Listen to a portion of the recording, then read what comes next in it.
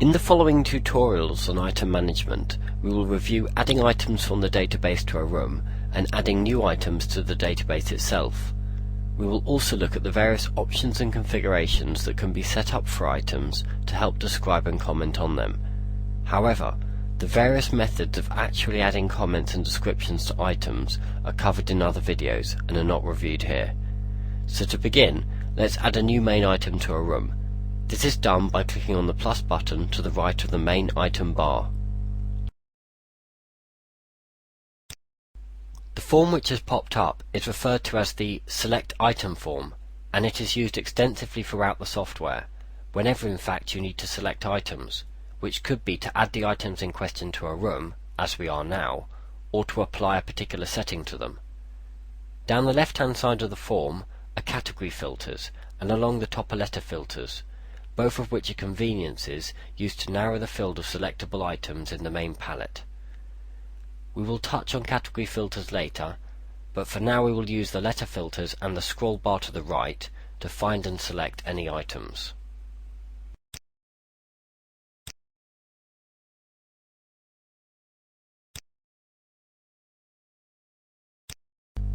The database of items, which is automatically installed along with the iAssist software, is extensive and comprehensive, and it is unlikely that you will need to add new items which aren't in the database.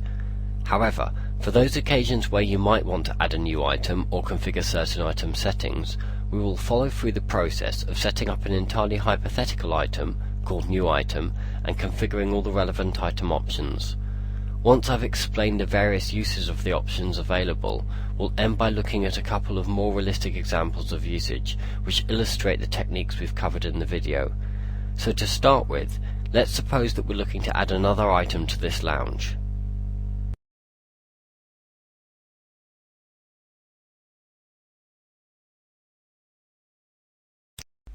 If we cannot locate the item we wish to use in this Select Item form, it is not in the database.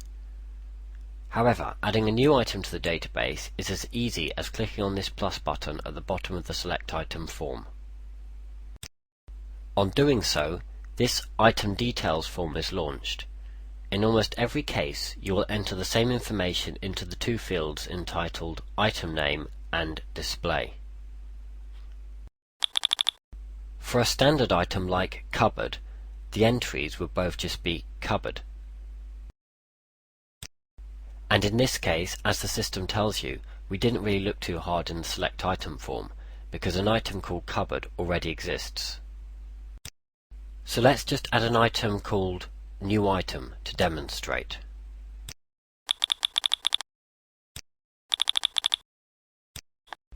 Any image in a JPEG format can be imported as a visual representation of the item, which will not be shown on the report, but will be a visual aid to you in selecting the item. In this case, we'll just import a question mark image. Note that an image imported to this palette will always be displayed next to the item in the Select Item form, as you can see, and once it has been added to the room, it will also be displayed in the top main menu bar of the item description form, until and unless it is replaced by an actual photograph of the specific item being described in the report. See videos related to assigning photographs for more on this. Having double-clicked on the blank palette, navigate to the folder where the JPEG image is held, highlight the image you want, and click Open.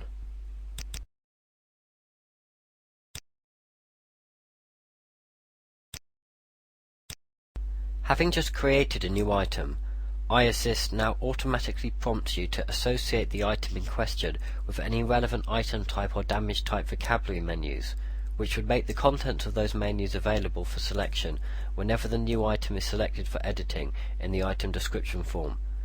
For the time being, we'll associate this item with certain sets of damage type terms, which we will see in use in a moment, but we will not link it to any item types.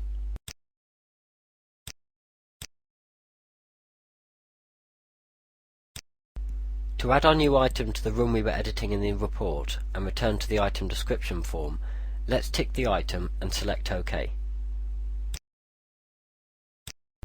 So here our new item has been added, with the description field highlighted, ready for us to begin entering a description for the item.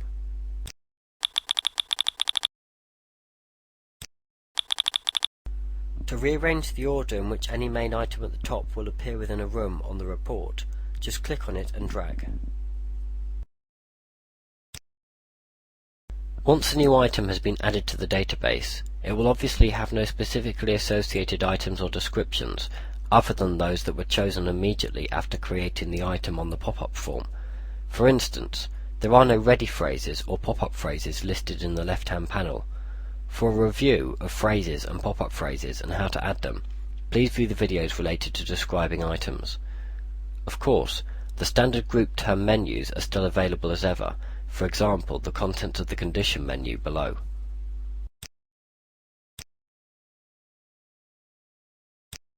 And the general list of all damage terms are here. These linked damage sets, water, paint and hard surface damage, were selected immediately after the item was created when we were prompted, and so naturally they are displayed within the Linked Damages tab of the Damage Type menu.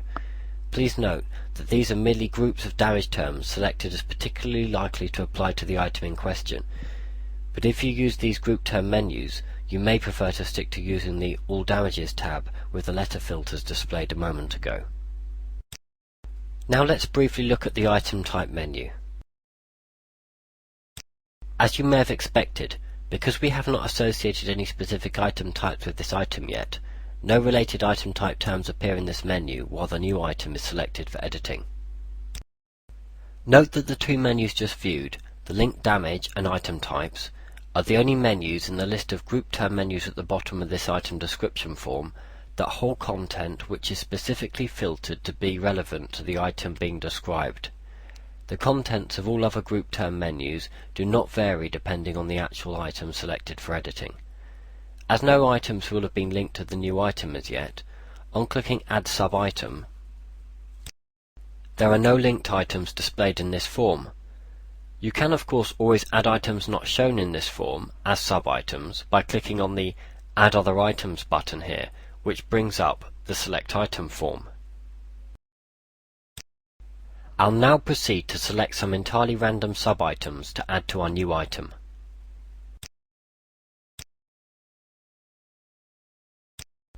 Once I've finished selecting any sub-items from the Select Item form, as you see, a prompt pops up, unless it's been disabled by choice, asking me whether I'd like to add the additional items to the list of linked items, in other words, to a list of items that will appear on this Select Linked Items form for easier selection in future. Let's choose Yes.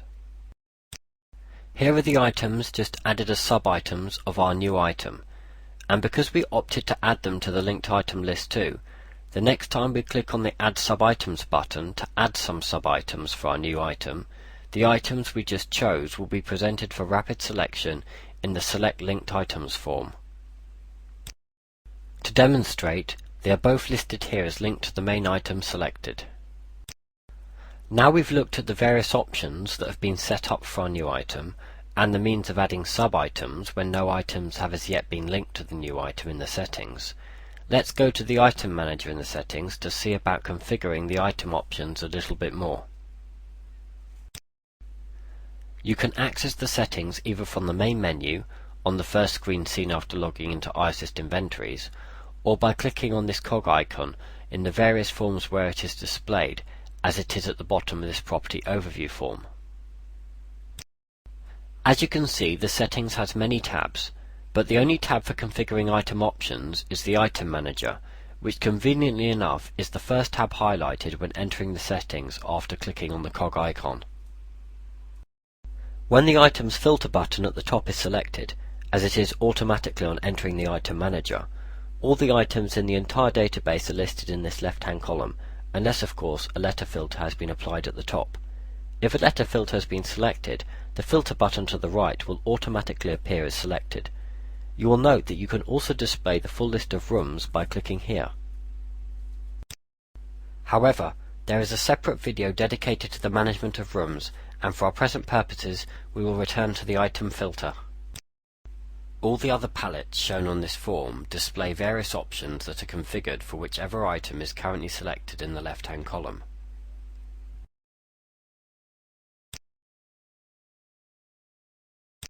However, before looking at the options available for configuring our new item, I'd like to point out that you can also add new items to the database here in the Item Manager. If you recall, I added the currently selected new item by clicking the plus button at the bottom of the Select Item form.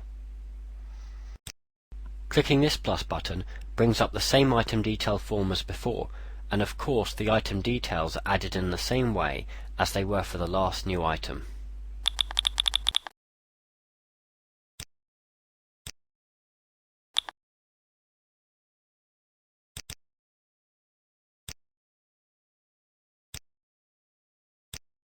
As this item was just added to illustrate how to add items using the Item Manager, we won't configure these options. The name of any item selected in the left-hand column can be edited by clicking on the pencil icon here.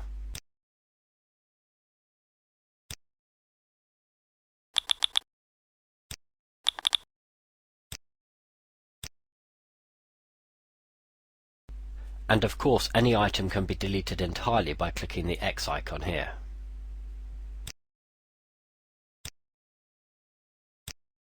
Now let's configure some options for the new item.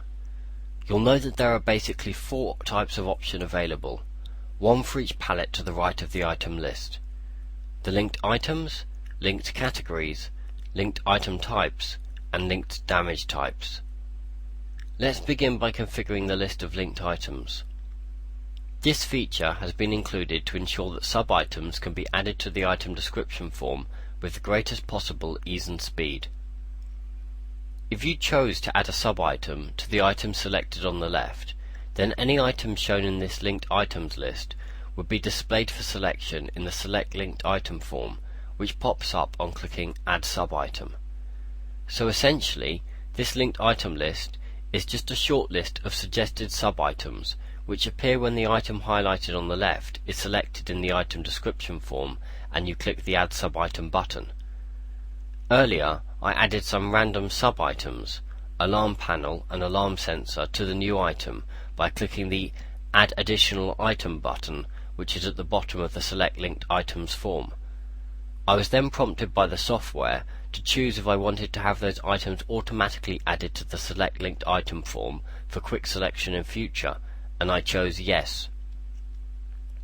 As you see, when these items were added to the Select Linked Item form, this list in the Item Manager was also updated to include them. To add linked items using this Item Manager form, select the item in question, click on the Add Linked Item button below, and select some further items from the Select Item form.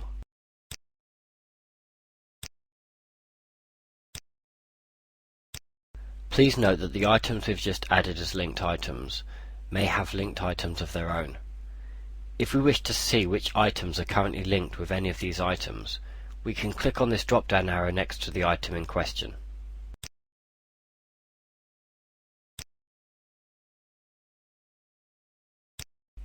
We can also link items to a linked item by highlighting the linked item in question and clicking on the link button again. This could also be achieved by highlighting the selected item in the main list on the left, alarm sensor in this case, and adding linked items to it from there.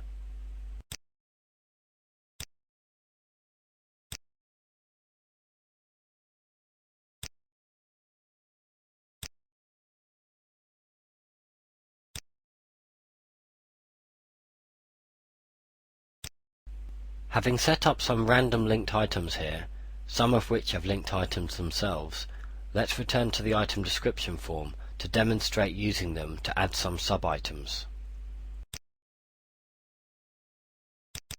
Earlier, we added the 2 sub-items alarm sensor and alarm panel seen above. Now let's add some more sub-items. Note that the items shown in the settings as linked to the new item are all displayed in this linked item list as potential sub-items. Now let's add the sub-item door. This time we'll add some sub-items to the door, which is itself a sub-item of the new item, and at the same time another sub-item directly to the new item. We select any sub-items for the main item from the upper list. As we've only linked alarm panel and alarm sensor, add another alarm panel item. and we can select some of the items linked to the door from the lower list. Finally, I'll add an item not on the list above, which can always be done on the odd occasion that the sub-item you're looking for is not available.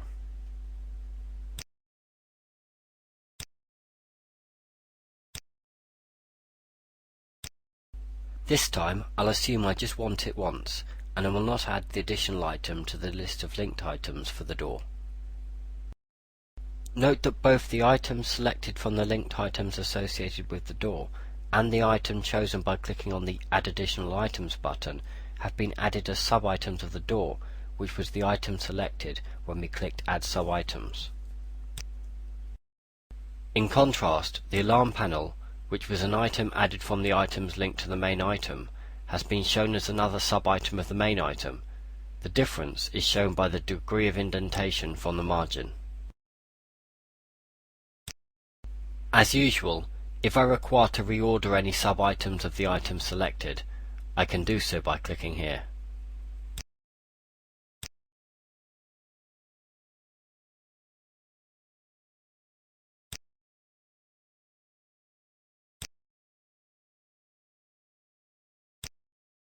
To delete any item or sub-item, I can highlight it and click on the X button at the top of the column.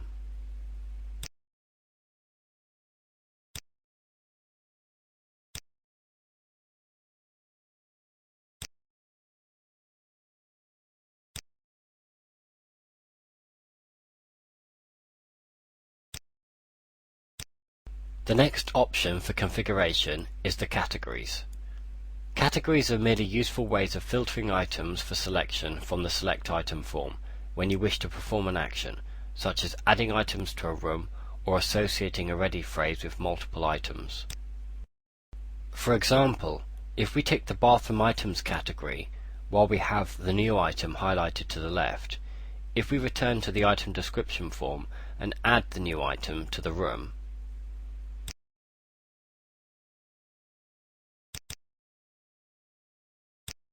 then on selecting the Bathroom Items category, our new item remains in the palette for selection.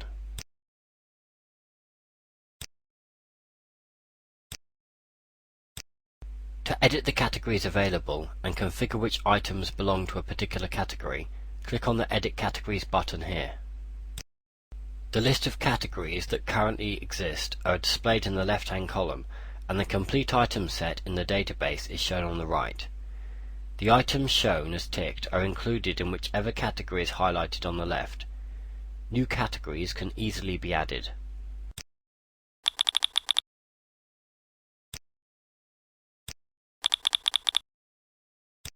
Existing category names can be edited, and of course categories can be deleted. Note that deleting a category will not delete the items within that category from the database, but will remove that particular category as an available filter. Obviously, to remove any item from a category, untick it.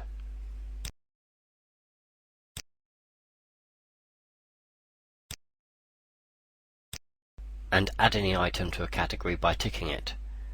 I'll select a few random items to associate with category 1 now.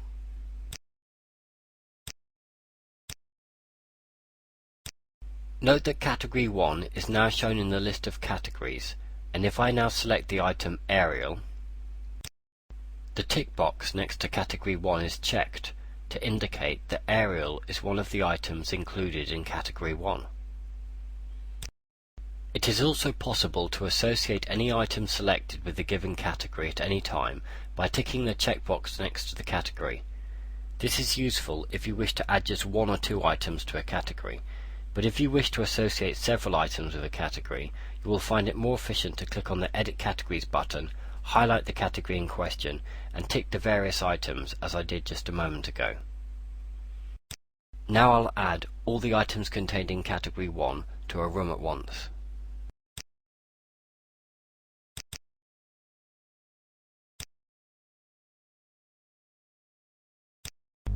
Note that I can use the Select All button at the bottom to quickly select all the items still visible in the palette.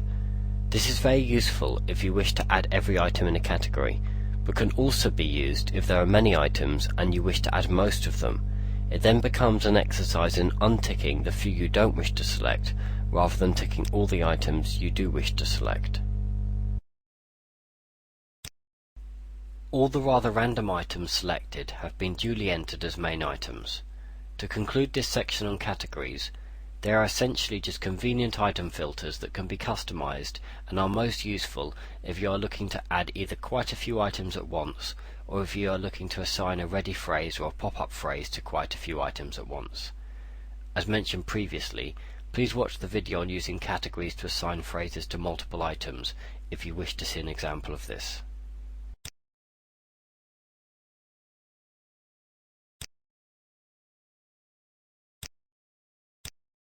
Linked item types are straightforward.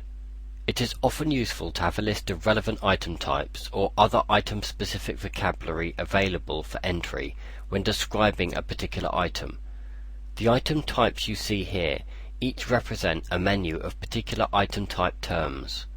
The contents of any item type list which has been ticked will appear for selection from the item types vocabulary menu in the item description form, even when the item currently selected on the left is selected for editing in the item description form.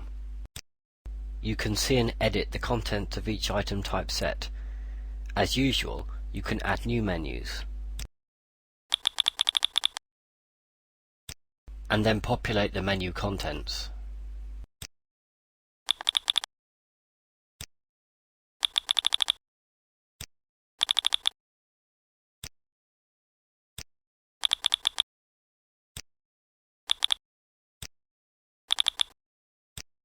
Once this menu has been populated, it can be associated with a particular item. In this case, as our new item is selected, if we tick the new item type menu, it will be associated with our new item. And now if we view an example of our new item in the item description form, we can see that on clicking on the group term menu for item type, the contents of the new item type menu are displayed.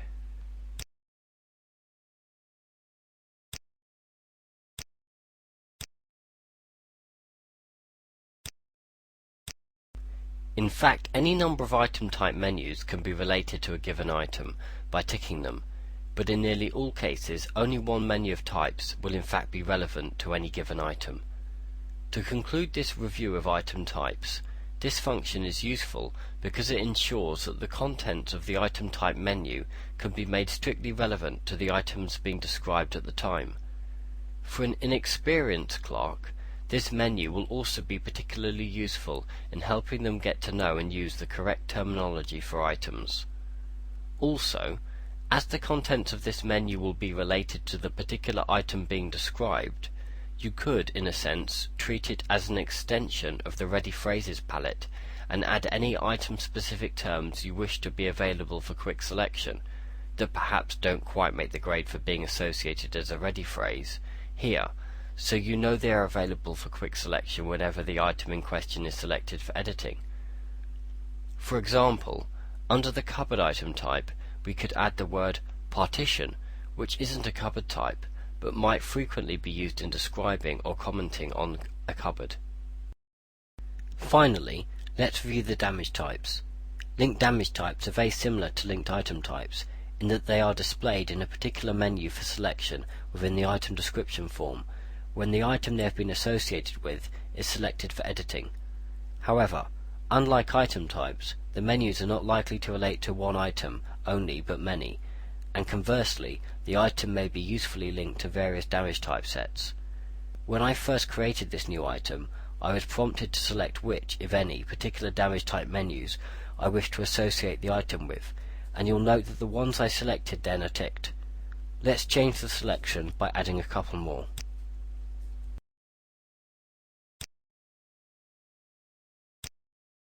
And now let's briefly see where the terms in these menus can be entered from in the item description form whenever we are editing this new item.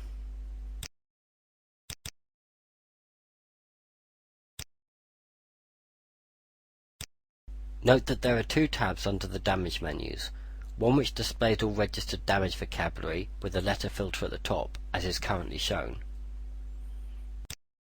and the other which displays the sets of linked damage types we have associated with the item in question. Note that you could change which tab is displayed first on clicking the damage menu button below by selecting the tab you wish to set as the default and clicking here.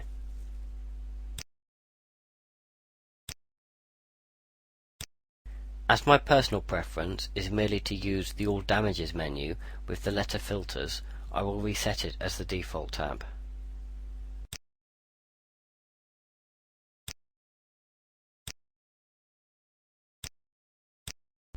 Now that we've reviewed each configuration option for any item, I will briefly give some specific examples of application, which will also demonstrate the potential use of entering differing item and display names for the same item. The ability to assign both a standard name and a display name is particularly of use in relation to setting up new rooms, but it can also be applied to items as follows. Suppose that although we already have an item in the database called cupboard, we want to be more sophisticated and create an item called kitchen cupboard and associate it with setting options more relevant to the kitchen in particular than the settings configured for the general cupboard item at the moment. However, at the same time, we want the kitchen cupboard to appear on the report just as cupboard. The contents of the field item name will be the name of the item displayed in the select item form and here in the item manager, and this name must be unique. Therefore, we would add the new name kitchen cupboard here. On the other hand, the contents of the display field will be the text shown on the property overview and item description form, i.e. the text shown on the forms which are seen when describing the item that has already been added to a specific room, and it will also be the item name entered in the produced report, so we will merely add the text cupboard here. As shown previously, you may add an icon image by double-clicking on this palette and navigating to a folder where you have imported or downloaded a suitable image. However, the image does not need to be unique for each item, and as you can see, an item does not strictly need an image to exist. The image is merely an aesthetic consideration to help you rapidly spot the item when adding it to be described.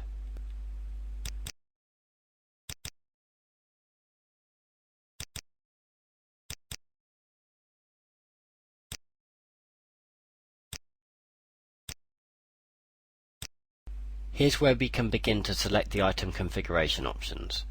If we don't wish to do so, we can just click OK without selecting anything. However, here we may as well select cupboard types as the item type, and select some damages that we may anticipate will frequently apply to a kitchen cupboard. As a damage category entitled Kitchen Damage has previously been created with a list of damages that are frequently caused in a kitchen environment, let's choose that one.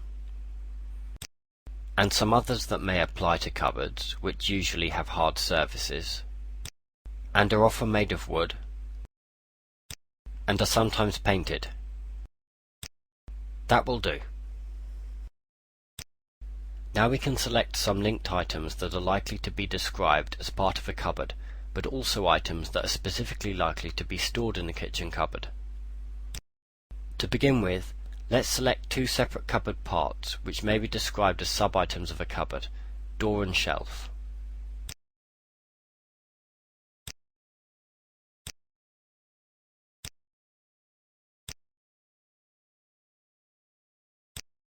And now let's link some kitchen-related contents.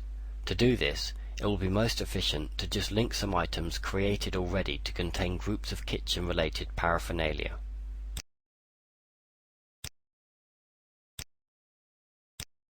Note that it is not only possible but useful to create items which are in effect not specific items but item groups. In this case, we just linked 3 examples of this to the kitchen cupboard. Such groups are created in exactly the same way as you might set up a specific item, and the items within the group are linked to the group item as sub-items, as we shall see shortly. You can see the items just linked in the list above, and if you wish to see any of the items already linked to the linked items, just click the drop-down arrow. Now let's link this kitchen cupboard item to the kitchen items category, so that if we filter the Select Item form by kitchen items, it will be available for selection. We have not created any linked item type specific to kitchen cupboards in particular, and you may recall that we just linked the kitchen cupboard to cupboard types in general when they came up.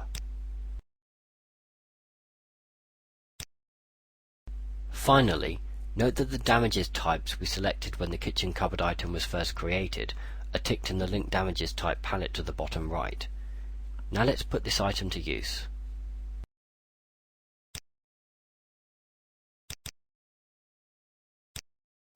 First of all, as we have linked the item kitchen cupboard to the kitchen items filter, let's use this functionality by clicking the kitchen items filter to the left. There are many kitchen items, so to narrow it down further, let's apply letter filter as well. Note that the two kinds of filter, category filters and letter filters, can be used in conjunction. Here's our item kitchen cupboard. Now before starting on the descriptions and comments, let's quickly add any sub-items we wish to describe separately. These should be added to the item description form in the order that you select them. Please note that even though we are adding a kitchenware group inside the cupboard, a kitchenware group could still be added elsewhere in the kitchen.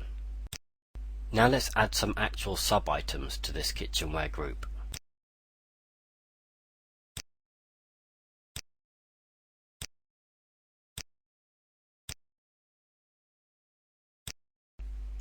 As you can see, it was quick and easy to add the necessary items as they were all presented for selection in the linked item list. Now let's start by describing the cupboard's general characteristics. To do this, we will use a pop-up phrase. The use of these is explained in detail in the videos relating to item descriptions and comments.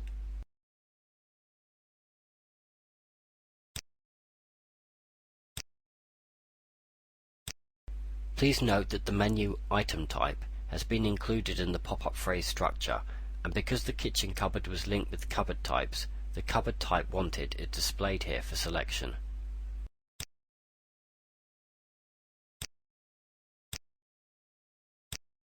Finally, we'll briefly look at setting up an item which is really a group of items. This is very much the same as setting up a standard item, where the linked items will be the item set that make up the group. I will briefly set up a kitchen furniture group, which will be displayed just as furniture on the report.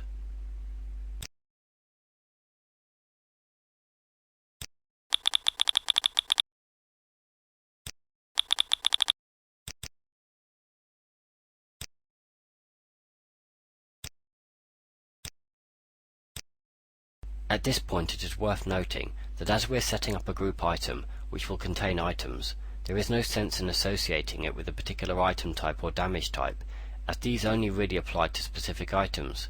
Therefore, I will tick OK without selecting any values from this Select Item Descriptions form. Now to link the various items under the group.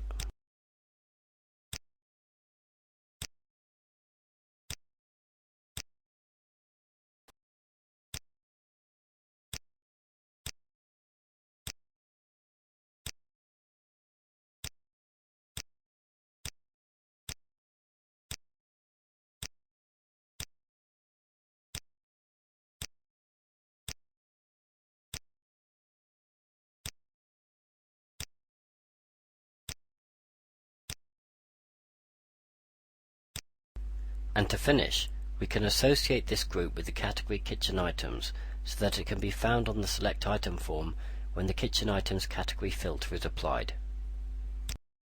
That concludes these tutorials on item management. I hope you found them useful. Thank you for watching.